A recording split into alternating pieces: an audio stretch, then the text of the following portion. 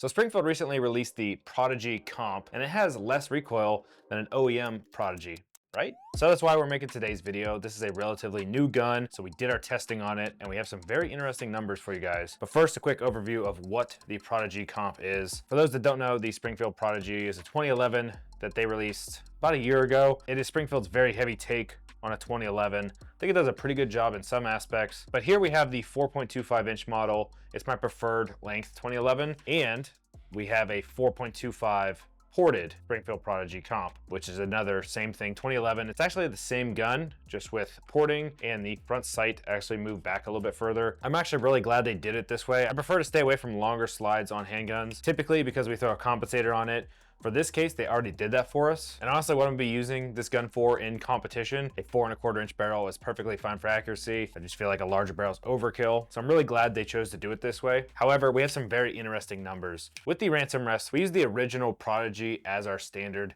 We pulled off the light and the optic. That way it's a fair comparison, simply reducing all of the factors with recoil. And we found there was an 18.7% reduction in recoil. However, when shooting both guns today, I noticed a stark difference in recoil. To me, the ported gun just felt like it had more recoil. It was actually relatively surprising. Before I found out the ransom rest numbers, I thought for sure that this comped ported gun was going to have more recoil than the standard Springfield Prodigy. I even shot the standard Prodigy without the optic on there, and I still felt like this was going to have more recoil. So why did it have less recoil? 18% less recoil. Honestly, what I think that comes down to is it had less muzzle flip, but the sharpness of the gases ejecting out the top added a level of in the hand feel recoil. So with our compensators, we try to add side ports, which reduces the in-the-hand feel recoil, and we have a top port. So it's going to be fighting two different kinds of recoil. With these chunk port style compensators, they really just reduce one type of recoil, which is going to be muzzle flip. And obviously it did that. It reduced 18%. But it kind of threw a wrench in the mix with adding another feel in the hand. And when shooting, I really didn't notice the 18% reduction in recoil too much.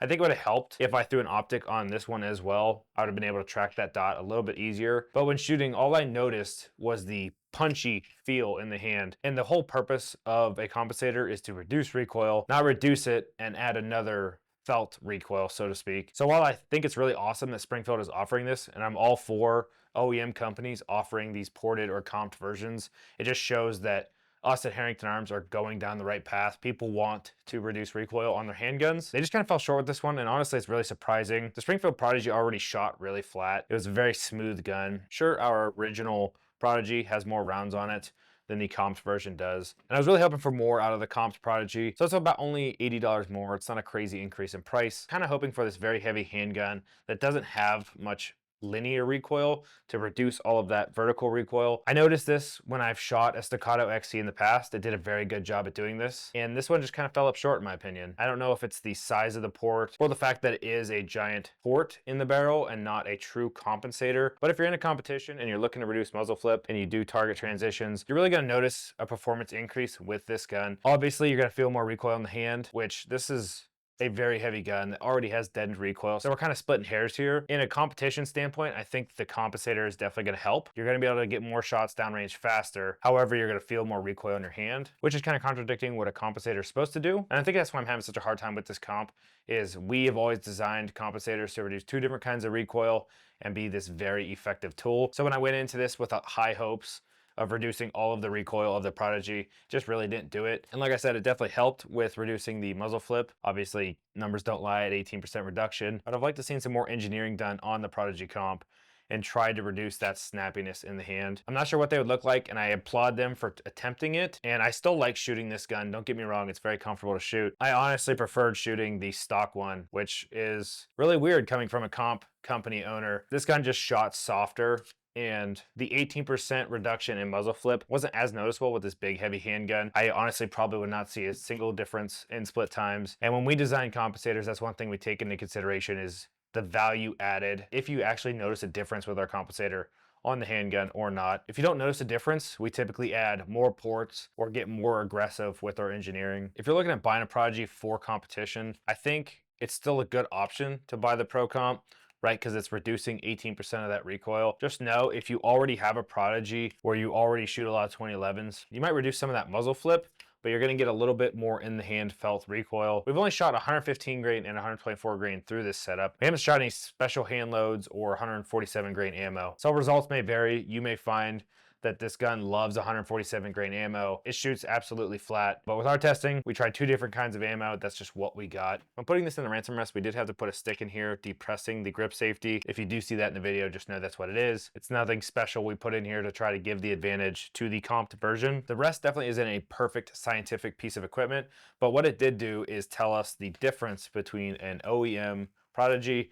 and a comped Prodigy. I think it did that very well. We're trying to take all the human element out of this, and if I had to guess, these are probably very realistic numbers of how effective this compensator is. I'm interested to see how a true compensator would perform on the end of this Prodigy. If they ever come out with a threaded barrel version, which hopefully they do, we would love to make a compensator for this. We also have a couple products in the works for the Prodigy, including a magwell and something special I'm not gonna tell you about just yet. I really do like this platform. I think it is a good price point. It is a very large, heavy 2011, and I think it has a really good place nested in competition or home defense. While I had some bad things to say about this comp and adding a little bit of in the hand felt recoil, that's not to say that I wouldn't use this in competition. I actually planned to throw an optic on here and had some weird issues with the new Romeo SIG optic. Otherwise, that would have been on there. And this probably would be my temporary competition setup. And I think they did a really good job with this gun. I just want to let everyone know, I was not expecting this when coming into this video. I expected this comp to royally outperform the stock gun. This just goes to show how unbiased we try to be on this channel. We're a comp company. Theoretically, we should say this is the best thing since sliced bread. And to me, it just wasn't. I think it was really cool and it definitely helped, but it was not perfect. One thing to keep in mind is we haven't had too many reliability issues with the Prodigy. It is still a very tight system. With the Prodigy comp, again, no issues. We haven't put too many rounds to this thing. One thing you'll see is that it is very dirty on the barrel here. 1911s don't like to be dirty, especially on the barrel. You can physically hear when this comes forward, the sliding on carbon, and it's just going to get very dirty. So if you shoot this a lot, I would clean this after every range trip and try to clean this gun as much as you can. You're gonna see this with pretty much any chunk port style system. It gets very dirty on the barrel, gets very dirty in the gun. In some cases, the carbon will even go in and fill some of the slide and just make it a very dirty system. It kind of eats where it poops, so to speak. It just gets to be a very dirty system. That's one of the benefits with compensators, by the way, is you won't have that. It's kind of self-contained. With this ported comp system, it gets very dirty and introduces a level of potential reliability issues. We haven't seen that yet because we haven't put enough rounds through it. However, I don't like cleaning guns, so we will probably be one of the first to know. At 500 or 1,000 rounds, this gun might jam up and just become useless. We'll see in the future. That's kind of a future problem. Just wanted to make it known. Not too many reliability issues yet, but this could be a problem. For those wondering, the Prodigy comp costs $1,330, and the regular Springfield Prodigy 4.25 costs $1,250. So like I said, $80 more, and I would be willing to spend that $80 on this. Even though it adds that element of linear recoil, I think this makes a really cool competition setup. And to me, I'm okay with handling a little bit more in the hand felt recoil to reduce some of that muzzle flip and have faster follow-up shots. One thing I haven't talked about is an overview of this gun. We've actually already done a video on this, so if you guys want to check that out, we'll have a link down below to the other video we've done on the Prodigy, talking in depth about the things I like and don't like about this handgun. So last question, who is the Springfield Prodigy comp for? Honestly, I think it's for somebody who wants to reduce a little bit more recoil, maybe in the competition space or the home defense space. It's just a really cool setup.